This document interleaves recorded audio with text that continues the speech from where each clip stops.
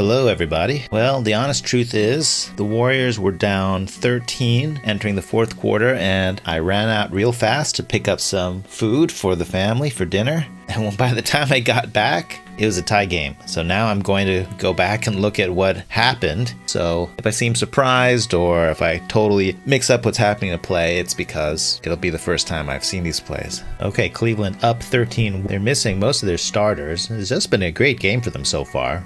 Pretty impressive. The Warriors usually script the first play after every time stoppage, so this is going to be a planned play, and I don't exactly know what this is. This looks interesting. We have this down screen here. We have Steph coming up. I wouldn't completely put it past Steph to set a screen here. Let's see what this play is. Okay, well, this play is clearly going to work, but I don't think it's supposed to work this fast. This is because Steph is curling out like this and he is completely open. I think his man is Garland, and Garland, did he just wipe out on his own man? Okay, I got to go back before this inevitable Steph 3. Okay, so Garland is guarding Steph. Otto Porter Jr. is setting this little screen, and Steph is going to curl around it and get this pass. I think 9 times out of 10, the man follows him closely, and then the defense breaks down, but we got to follow and see what happened to Garland here. Okay, he just took the world's worst path. So this was kind of a screen, but the screen was over, and then his man stepped back, and Garland was trying to... I don't know, this is wrong. I guess he thought that Steph is in danger of curling and just going to the basket, but it seems like the wrong move. You basically have to decide whether to go under or go over the screen. And with Steph, you always go over, because otherwise he'll just hit a lot of threes. So Garland is not only going under the screen, but he's going under the screen and then running into his own man. Another friendly fire screen. Steph is pretty open there. So Garland took the long way, and he's finally almost caught up to Steph, but this is a lot of room for Steph, and this is not very far for Mr. Curry. Of course he shoots. Bang! Bielitsa setting the back screen at half court, so Steph presumably will run fast. Okay, that worked better than you'd think. For a screen that's set way past half court, it knocks Okoro off of Steph, and it's forced Wade to step up. Steph is trying to lock in that Wade is covering him, so he dribbles right at him. Okoro sees no reason to give up, and I agree, why should he give up? But that means Bielitsa is not covered by anybody. Everybody else is matched up. I guess in theory, this defender could choose to switch over to Bielitsa. Okay, Steph just stays on it. So Steph, by continuing to attack, it was such a small thing that Wade just had to cover Steph for a second while Okoro caught up, but Steph refuses to let it go. It's like, no, you're my man. And he could make it all the way to the basket. Certainly Ed Davis will rotate to try to stop this, but there's going to be disarray on defense. Oh, okay, so Steph's a bit unlucky. Wade trips him. This guy is really playing Steph tough. He's trying to force Steph baseline so hard. He's got his arms out. He's a bouncer at the club. Steph goes baseline. The entire Cleveland Cavaliers team and all of their relatives are collapsing on Steph. Garland, Davis, Wade is nearby. This guy's following. Steph has a lot of company right now. A lot of people are open. JTA's open. Otto Porter's open. Throw out to Otto Porter. Okay. It's a good shot, but it's not good. All right. Oh, good hustle by Bielitsa. Do they get this? The Bielitsa just scrapping for the rebound. He's had a great game. In fact, I was going to do the Explain One play just about Bielitsa's stretch in the first half where he just went nuts and scored a bunch and had a lot of blocks, but then Steph went Steph, so... Oh, he does not get it. Okay, the Warriors are just running down court using basic principles. And one of the principles is Steph Curry just freelances. Whenever Steph runs towards one side of the court, someone's got to be there to set him a pin and screen. Bielitsa looks distracted over here, so I don't think it's going to be him. Otto Porter Jr. could eventually catch up. Steph's running. Okoro's holding hands with them like they're traffic buddies in elementary school. I think Otto Porter Jr. is too late to set a good screen. Maybe he could set it pretty high up here. Okay, so Steph actually is running towards the sideline to get a pin-in screen. The pin-in screen is too late, so he just turns back. Not bad idea to just cut back door. If Okoro loses him, then D-Lee can hit him. Easy layup. But the reinforcements finally came. So, sir, that screen you ordered 5 seconds ago has finally arrived.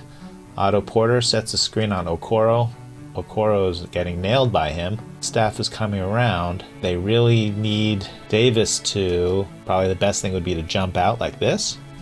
Instead, Davis stands there, so that's not going to work. Okoro is getting... There's some kind of hand-to-hand combat happening here between Okoro and Otto Porter Jr. Steph seems free as a bird. He's going to get this pass from Bjelica. Okay. Okoro finally starting to get around the screen, but Steph has plenty of room, plenty of time, plenty of net. This is a funny close-up. Here's Otto Porter Jr. setting the screen and Okoro getting hung up on the screen. And Otto Porter Jr. now has both of his hands in front of him in the very model of a clean screen here. And he's got like a choir boy look, doesn't he? He looks like he should have a halo. Like, I've transcended these petty distinctions between good and evil and legal and illegal screens. But Okoro has not reached enlightenment, and he's gonna be pretty pissed. Here you see, as Steph shoots, he's not even gonna wait for the ball to reach the net. I think he's just accepted that that's a three. And he's already started complaining. He's like, this is ridiculous. That man over there was beating me up. Okay, he did take a split second to stop and smell the roses and admire Steph's shot. But now he returns to two-handed pleading with the ref over here. It's ridiculous, he's grabbing me. It's an outrage. Steph is also transcended in a different way. Okay, we've got Damion Lee on Rubio, and Okoro is coming in to set a screen on JTA and let this man come up. There's a screen. And okay, everyone's looking around with arms up in the air, like, what's going on? It's a foul. It's a foul on the Cavs for Okoro's illegal screen, I assume. Okay, I don't even know what's going through Okoro's mind, because I think that last play he was mighty ticked off. I think he felt like he was illegally screened on that last play, and if he's the one who got the illegal screen on this play, that would be pretty bad feelings. Jeez, Steph's legs. I'm not a real sneakerhead, so I'll let someone else review this part of his ensemble. Steph's got the compression band, and he's got some kind of bruise and cut on his other leg. Okoro is playing right up on Steph. Steph signals with his hand. Steph is waving him through. Steph started cutting this way as if to get a screen from this man. Okoro tries shooting the gap. He's tired of getting hung up on these screens. He's going to fight through the next screen. It looks a bit like Steph is going to just cut backdoor on him. Oh, you know, that's Steph for you. So he's cutting. Okoro's busting through to reach him. So Okoro's now on the top side of him. Steph says, fine, I'm going to turn this into a screen. And he is setting a really solid screen on the big guy. So this man can cut to the basket and get free.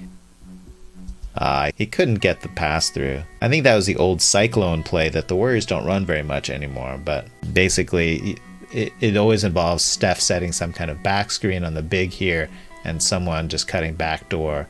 And there's always a passer on this side. But I don't think the geometry was quite right for that. And they could not get the pass through.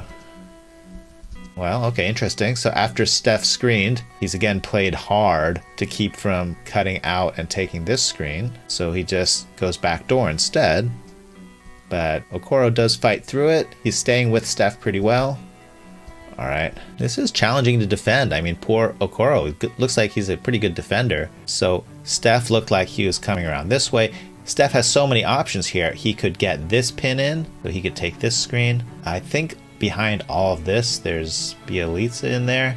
And so Steph could get this zipper cut, or he could get this screen from Otto Porter Jr. So there's three different ways that he could go, and Okoro is just having to guess which way Steph is going. So he's playing hard this way to try to prevent Steph from going to the screen from D-Lee. So it looks like Steph is saying, okay, I'm going to fake this way. Now I've sent Okoro hard towards that direction, and now I'm going to cut the other way and I can have this screen. And he does. Okay, and he's left Okoro in the dust here. He's coming around. By having the passer up here, Steph really could have gone either way. So this was the option that Okoro was cutting off, but he's overplayed it too hard.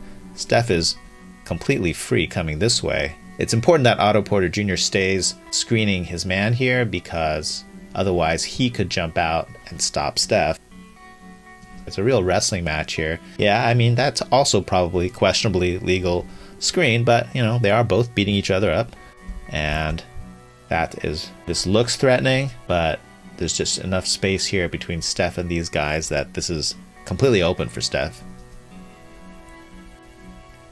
And that's how you go on a Steph Curry 9-0 run to turn a 13-point game teetering on the brink in 2 minutes into a 4-point game that the Warriors are going to just keep on racing away with now that they had this momentum created by Steph's explosion. Okay, this is 4th personal foul. Steph is nodding. He put his hand up. It's like, I got this. I can stay in with 4 fouls. No problem. It's like, yeah, I can do this. Steve Kerr. Steve Kerr turns to Mike Brown and says, Mike, Steph says he can do this. Can you do this? And Mike says, I don't know, they're looking around here. Okay, can you see the exact moment when Steph realizes that they're going to pull him from the game? I think this is the moment. Got that disbelief. He goes straight from disbelief to eye roll. Good. Looking back at the bench. Now he's moving to looking at you disappointedly. All right, nice. He throws in the shaking of the head from side to side like, no, I'm not mad. I'm just disappointed. I expected better from you. Okay, so Kerr gave him a nice pat on the chest like, good job, Steph. And I think Steph is handling it well. I think he's reconciled himself to this. Yeah, he'll be fine.